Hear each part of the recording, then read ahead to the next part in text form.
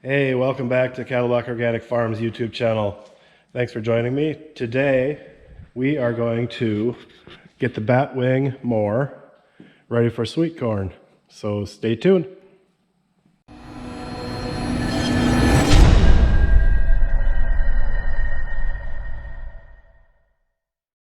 So I just got word that the sweet corn harvesters will be here tomorrow. The canning company that we contract with for our sweet corn harvest the sweet corn as well. So sounds like they will be rolling in probably between midnight and 3 o'clock tomorrow morning. So that means tomorrow we'll be starting some field work over there. It's roughly 77 acres. So the first thing we want to do is we take the batwing over the entire field and chop all the stalks. So today I am going to work on getting the batwing ready to roll. First thing I want to do is take and sharpen the blades. These are the blades. They swing out like this generally when it's wide open, actually cutting. And if it ever hits something, it has the flexibility to not hit it so hard or whatever. So it actually flexes or bends, if you want to call it that. And then once I get those sharpened, there's 6 blades, 2 on this side, 2 on that side, and then 2 underneath as well. And then once I get that done, I'm going to drop the wings down,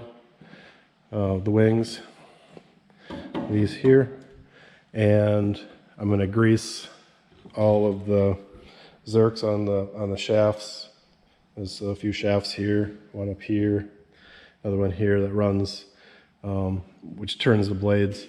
And then I also got to check the gearboxes here. I see this one's squirting a little bit of grease or oil out the top. I'm assuming it's just a little bit full, but we'll definitely check that out and get it ready for field work tomorrow.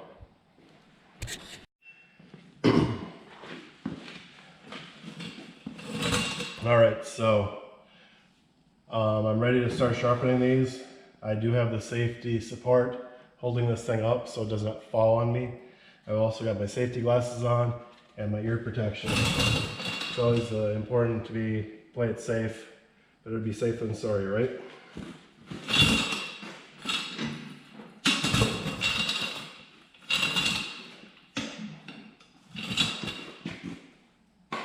I'm using my little angle grinder. I'm just going to grind this off here. So the razor sharp, more or less.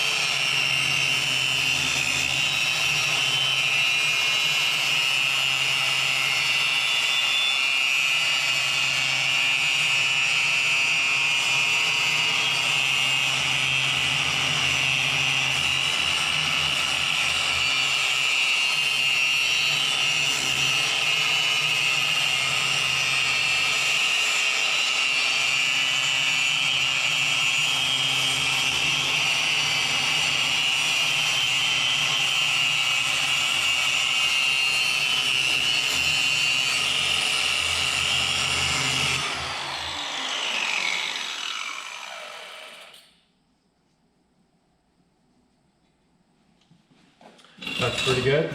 So now I've got 5 more blades to do, and I'm going to take care of that.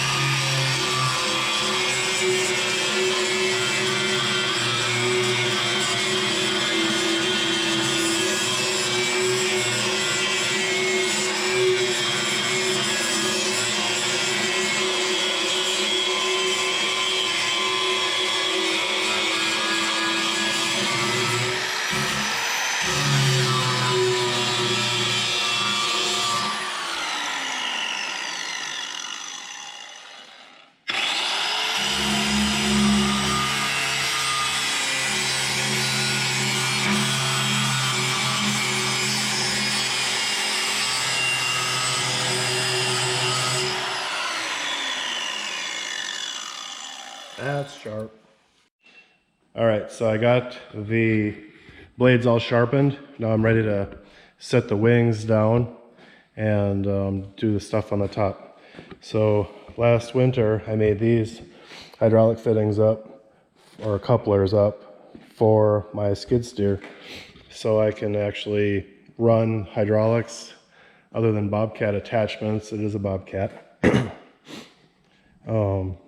Other than Bobcat attachments, I can run most of my farm equipment that has hydraulic cylinders on it with my Bobcat, so that way I don't have to get an extra tractor out, and it's just a lot more work. But these two couplers definitely saved me a lot of time, and it's something I really wish I would have had a couple years ago. All right, so I got the bottom one here. It's always important to keep all the parts clean, wipe it off decent. No gravel and stuff off of it. There, that one's connected. That's the, okay, and then we got the top one. That's a female end and male end on this top. Get that connected.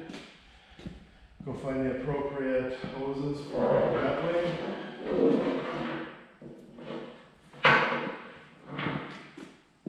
These are single acting, so each cylinder only has one hose. We're just going to hook that one up. I guess I probably didn't need the second one, but hindsight's always 20/20, right?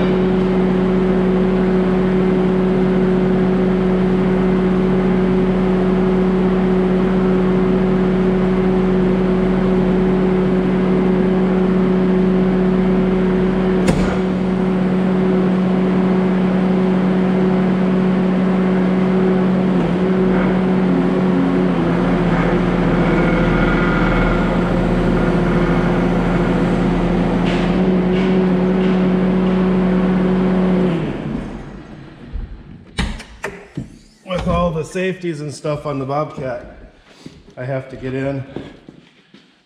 I have to get in it every time, shut the door, put the safety arm down, the thing that comes over my waist, and I have to hit a couple buttons in there in order to actually get the hydraulics to run, which is all good, I guess. So now I'll switch out the hydraulic hoses to the other side.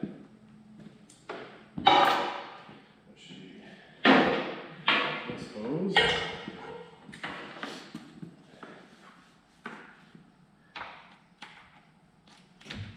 I guess the one advantage to actually doing it with a tractor, you can hook all three hoses all up at once.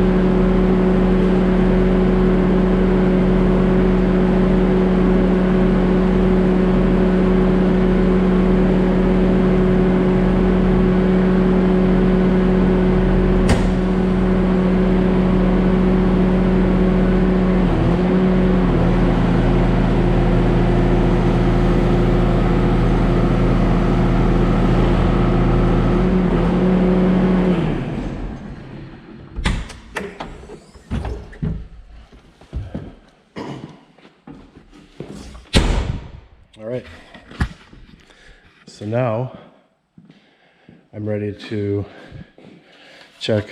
Got to open these up. I believe there's a little dipstick on the end of these. so that way I can check the oil levels. This is just a safety. There's a grease zerk right here that keeps the universal joints greased up so they don't wear out. Got another one here.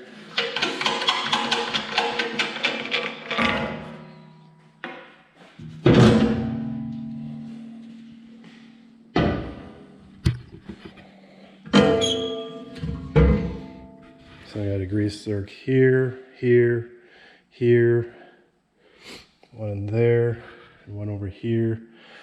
I don't know where exactly to check the oil level on this one, but we'll find it. And then check the oil level on this one there, and same with that over there. And then on the PTO shaft that goes to the tractor, got a grease zerk here.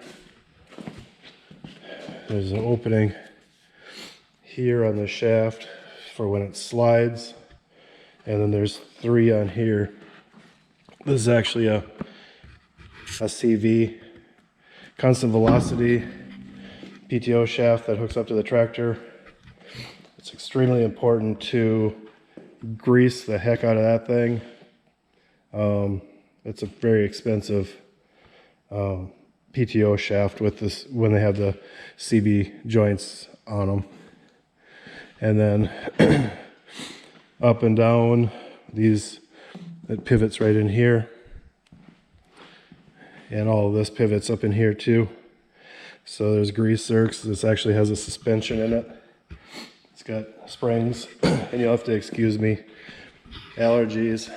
When you're out in the cornfield picking corn or walking through fields, if you don't have allergies, sniffles, crap in your throat in the fall, you're like a superhero or something. I don't know. But the last few days I've been fighting scratchy throat and a runny nose. So anyway, we got the suspension, got zerks here, zerk there, a bunch of other zerks in here too. And so I got to go through all that. Looks like the tires are good. This machine actually uses used airplane tires because they're really thick rubber. It's kind of a tough tire. So, and after all the acres I've been over, I've had one go flat on me. That's not too bad. I've run this thing over quite a few acres. I've had this thing a few years, the Batwing, and a couple of the reasons I like it. I used to have a stock chopper, and that's what most farmers that have corn have, is a stock chopper. Or let me say that over again. A lot of them have gone with the corn head with the chopper right on them. But those of us that don't have a chopper on their corn head, like myself, who still has a 1990 corn head, we would use a stock chopper. But I had a friend that recommended going with a Batwing a few years ago, and I traded. I didn't like the stock chopper because of all the knives under it, and a stock chopper spins this direction, or actually this direction. The tractor's in front, spins this direction, and it shoots everything out the back. So it's got all these knives chopping, and if you lose a knife when you're out in the middle of the field, it's kind of a pain in the butt to replace. And just to keep them balanced, that whole thing that spins, just to keep it balanced, it'll just shake the whole machine apart, which it's kind of pretty much what my machine was doing. It was 20 some years old. It had seen its time. And so I traded it off. And the nice thing about that, this versus that was 20 feet wide, and I couldn't fold it up. So when I was heading down the road, I was at least 20, 22 feet wide. And when you're on a main highway, people don't have patience to stop and wait for traffic coming on. So it was kind of a traffic nuisance, and it made it hard to do other things. The thing I like about the Batwing, and I'm not paid by anybody to talk good or bad about Batwings. This is a Woods Batwing, 1800X. The thing I like about this is it does flex. If I need to go and do ditches, I can do ditches, and it mows very well. Almost like not quite as good as a lawnmower, but you know, pretty decent. I like to do a lot of, when I do CRP or fence lines or something like that, if they got some growth, some trees growing up, I can mow down 3-inch trees. The trunks are 3-inch thick. You know, they're probably 10, 12 feet tall. Generally, I like to just back the thing right into it, mow them down, chops them up. You don't even know the tree was there. It's just totally mulched it up. So it does a really good job for that. I don't know if a stock chopper would do something like that, but these definitely do. They're made for it. And if you go back and look on the video, this video, when I'm sharpening the blades, you'll see this big round disc that the blades are holding onto or bolted onto. It's actually a stump jumper. I think that's the name for it. At least that's what I call it. And so if you do go over bigger stumps, it doesn't, that thing helps the machine bounce over the stumps and stuff. So those are a couple of things that I like about it. I do highly recommend it if you're a small farmer and you've got this old stock chopper. And it's definitely recommend upgrading to a Batwing, or at least taking a look at it. This one, oh, and one thing about this, the Woods has a 10-year warranty on the deck, and I believe it's, oh yeah, it's 6-year warranty on the gearbox. So pretty good deal. I mean, not that I'm out to beat the heck out of it or anything, but I did have a gearbox go on it already, and there was zero charge on it. I got it replaced. So one advantage of buying new paint. All right, back to work. All right, so I had thought this was the dipstick. Obviously, I'm the dipstick. That's actually just a fill plug. This is actually a breather and also the dipstick, and the level is right there on this one, so we're good to go on this one.